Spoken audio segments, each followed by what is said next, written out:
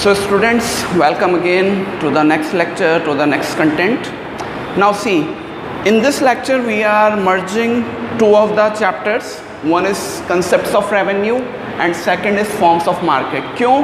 क्योंकि concept of revenue के जो ग्राफ्स बनेंगे वो बेटा मार्केट थ्योरी को जानने के बाद ही आप बना पाएंगे, या उनके पीछे का लॉजिक जो होगा वो मार्केट थ्योरीज को पहचानने के बाद ही कर पाएंगे. सो इसीलिए हम इस चैप्टर को दोनों को मर्ज करके पढ़ रहे हैं. And notes will be provided accordingly. आपको कोई ट्रबल नहीं होगा, आपको बिल्कुल अच्छे से एक्सप्लेन किया जाएगा. So let's hit the chapter without wasting your precious time. So first of all, what is revenue? तो रेवेन्यू का सीधा सा मतलब है सेलिंग अमाउंट या amount generated by sales of product.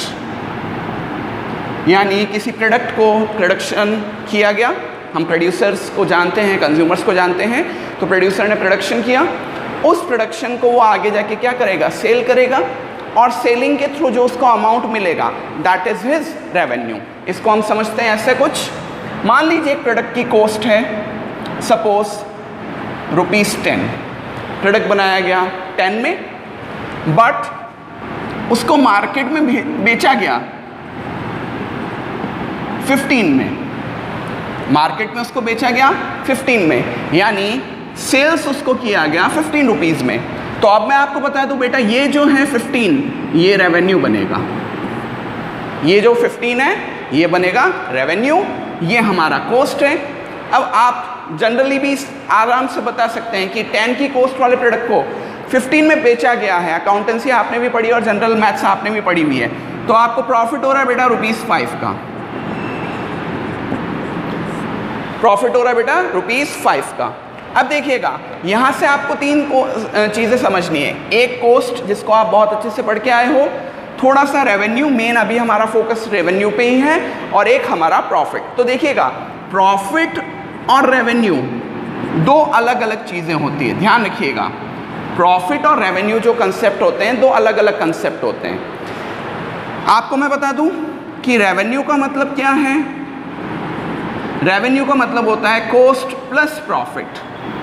आपका कॉस्ट आपके प्रॉफिट को एडअप करें और उससे आपको क्या मिल जाएगा, रेवेन्यू. जैसे इस एग्जांपल में देखिएगा, आपकी कॉस्ट दे रखी है 10 रुपीज़, आपका प्रॉफिट अभी हमने निकाला था 5, ये दोनों मिलके ₹15 का रेवेन्यू बन गया.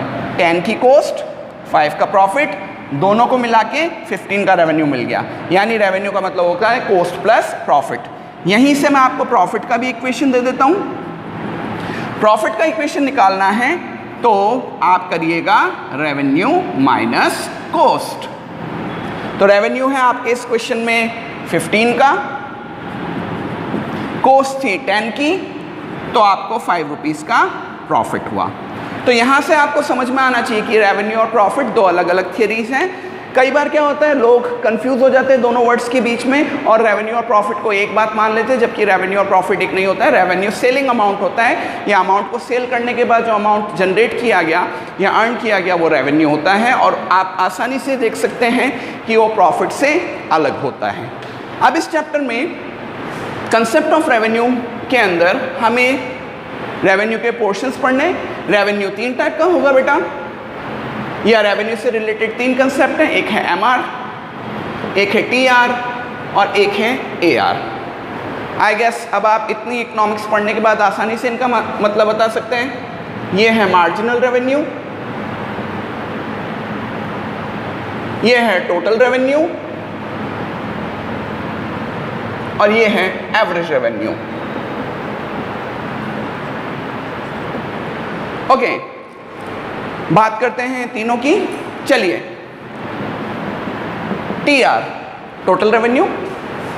तो total amount of revenue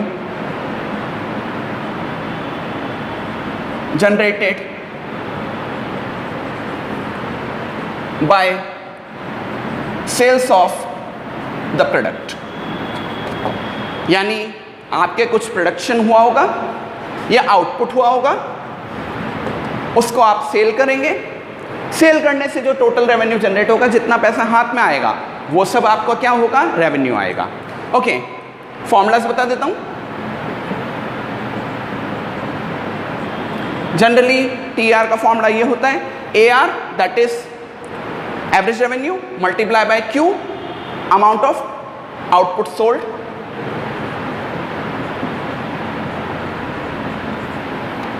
okay, एक चीज और मैं बता दूं, ये जो AR होता है बेटा, इसको कॉमन पर्सन प्राइस के नाम से जानता है। यानी अगर हम किसी कॉमन पर्सन से बात करें कि TR क्या होगा, तो वो बोलेगा P इंटू Q। और AR और P सेम कैसे होता है, इसको हम अभी लेक्चर में आगे डिस्कस करेंगे, चैप्टर में थोड़ा आगे बढ़ेंगे तो आपको बताया जाएगा। तो TR का फॉर्मूला होता है AR इंटू Q या फिर P into Q, common person इसको P इंटू Q के नाम से जानता है। एक चीज़ और है, अगर हम MR के थ्रू TR पे आना चाहते हैं तो TR का फॉर्मूला ये भी होता है सिग्मा MR, यानी MR को जोड़ते हुए चलेंगे, मार्जिनल रेवेन्यूज को जोड़ते हुए चलेंगे तो आपको TR मिल जाएगा। So this is the amount of TR। AR into Q से भी निकल सकता है, P इंटू Q से भी निकल सकता है और सिग्मा MR से भी निकल सकता है। ओके, यहीं से हम बात करते हैं MR की। MR का मतलब होता है मार्जिनल रेवेन्यू। देखिएगा, revenue generated by sale of individual unit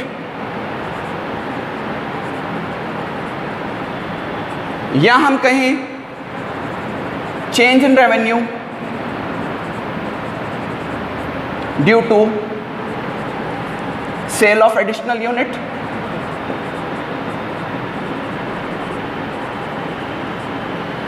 revenue generated by the sales of individual unit या फिर change in revenue due to sale of additional unit. देख लेते हैं मतलब क्या हुआ इसका। देखिएगा, मान लीजिए TR at 4 unit is 50 and TR at 5th unit is 60।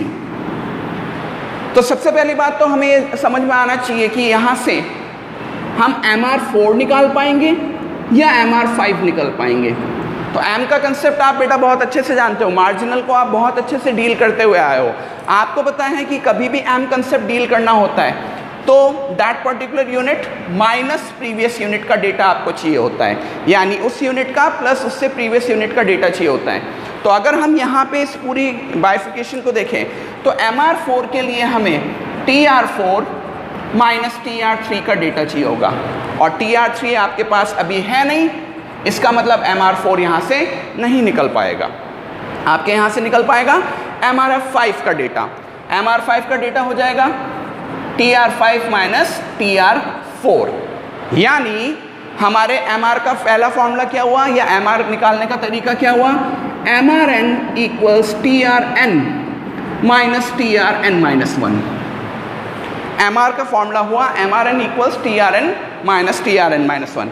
देख लीजिएगा, 60 माइनस 50 तो MR ऑफ 5th यूनिट हुआ 10। सिंपल। मान लीजिए आपके पास TR7 का डेटा है, TR8 का डेटा है, तो आपके पास TR8 का डेटा है सपोज 80। अब यहाँ से आप निकाल पाएंगे, क्या आप यहाँ से TR7 निकाल सकते हैं? MR7 निकाल सकते हैं। MR7 के लिए आपको TR7 माइनस TR6 करना पड़ेगा और TR6 का डेटा अवेलेबल नहीं है तो MR7 नहीं निकल पाएगा। यस, बट आप MR8 ज़रूर निकाल पाएंगे। MR8 के लिए आपको TR8 माइनस TR7 करना पड़ेगा, सो 80 माइनस 60 दैट इज 20, यानी 8th यूनिट जो हमारी बिकी उसकी वजह से रेवेन्यू में कितना चेंज आया, 20 का। अब देखिएगा, मान लीजिए मैं आपको एक एग्जांपल दूं, एक एग्जांपल मैं आपको देता हूं जिसके अंदर मैंने आपको कह दिया कि मेरे पास TR8 का डेटा है सपोज 80 और मैं सीधे आपको TR10 दे देता हूं, मैं आपको सीधे TR10 दे देता हूं, तो क्या अब हम MR निकाल पाएंगे? क्योंकि इस बार आप देख सकते हैं पिछली बार तो जितने भी हमने एग्जाम्पल उठाए थे, अभी जैसे MR7 निकाल रहा था मैं, तो मैंने आपको TR7 माइनस TR6 बोला था, ऐसे मेरे को MR4 निकालनी है तो TR4 माइनस TR3 था, यानी यूनिट्स के बीच का डिफरेंस 1 यूनिट का था, 1 यूनिट का डिफरेंस आ रहा था। बट इस बार तो मेरे यूनिट का डिफरेंस बढ़ के 2 यूनिट हो गया है। यानी ये वाला फॉर्मूला कब लगेगा, जब यूनिट डिफरेंस जो है वो केवल 1 है, 1 यूनिट का डिफरेंस आ रहा है इस तरीके से, तो MR में ये फॉर्मूला चलता है। लेकिन अगर हमारे यूनिट डिफरेंस जो है इज मोर देन 1 आ रहा है, अगर हमारे कभी किसी क्वेश्चन में जो हमने यूनिट्स हैं जिनके ऊपर डिस्कशन चल रहा है वो मोर देन 1 यूनिट आ रहा है, तो हम MR को एक दूसरे फॉर्मूले से कैलकुलेट करेंगे। उस समय MR का फॉर्मूला बनेगा delta TR upon delta Q, या बोले तो change in TR upon change in quantity और आउटपुट। क्वांटिटी बोले आउटपुट कुछ भी बोल सकते हैं। तो इस बार देखिएगा आपके पास TR8 है, TR10 है, तो यहाँ पर ये वाला फॉर्मूला नहीं लगेगा क्योंकि इसमें डिफरेंस कितने का चाहिएगा, 1 यूनिट का चाहिएगा, जबकि हमारे यहाँ डिफरेंस कितने का आ रहा है, 2 यूनिट का आ रहा है। तो देखिएगा आपका फॉर्मूला रहेगा MR that is delta TR upon delta Q। Delta का मतलब होता है आपस में चेंज कितना हुआ, तो 90 minus 80 that is change in total revenue, 90 minus 80।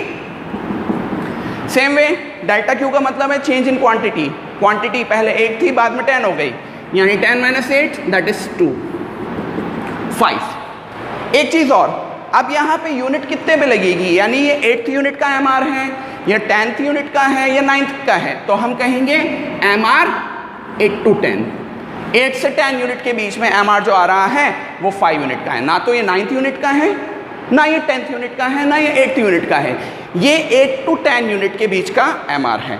So MR का 2 फॉर्मूला रहेगा, अगर सिंगल यूनिट का डिफरेंस चल रहा है तो TRN-1, और अगर मोर देन 1 यूनिट का डिफरेंस है तो हम लगाएंगे delta TR by delta Q। एक आखिरी चीज, AR क्या होता है बेटा, तो वो भी बता देता हूं।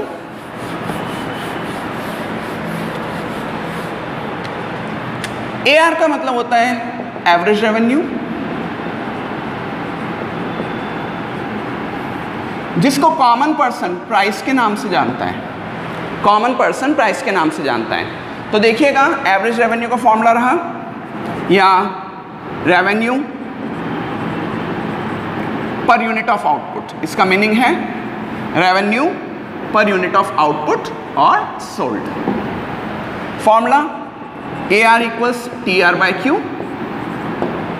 ओके, सो मान लीजिए आपके पास TR दे रखा है 50 और Q दे रखा है 4, तो AR का फॉर्मूला लगा के हम कर सकते हैं TR upon Q that is 50 by 4 12.5 per unit. ध्यान रखिएगा AR जो है वो पर यूनिट रेवेन्यू पे काउंट होती है, तो AR का फॉर्मूला रहा TR बाय Q। तो यहाँ पे आपका AR, TR और MR तीनों कंसेप्ट हो गए। अब कुछ एक बारीकियां हैं जो मैं आपको बता रहा हूँ और उसके बाद सीधे हम बेटा फॉर्म्स ऑफ मार्केट चैप्टर में एंटर होने वाले हैं, क्योंकि मैंने आपको बता दिया था इनके ग्राफ वगैरह या मेन थियरीज समझने के लिए आपको मार्केट थियरी समझना ज़रूरी है। तो कुछ एक छोटी मोटी बातें बता के I am going to the forms of market chapter.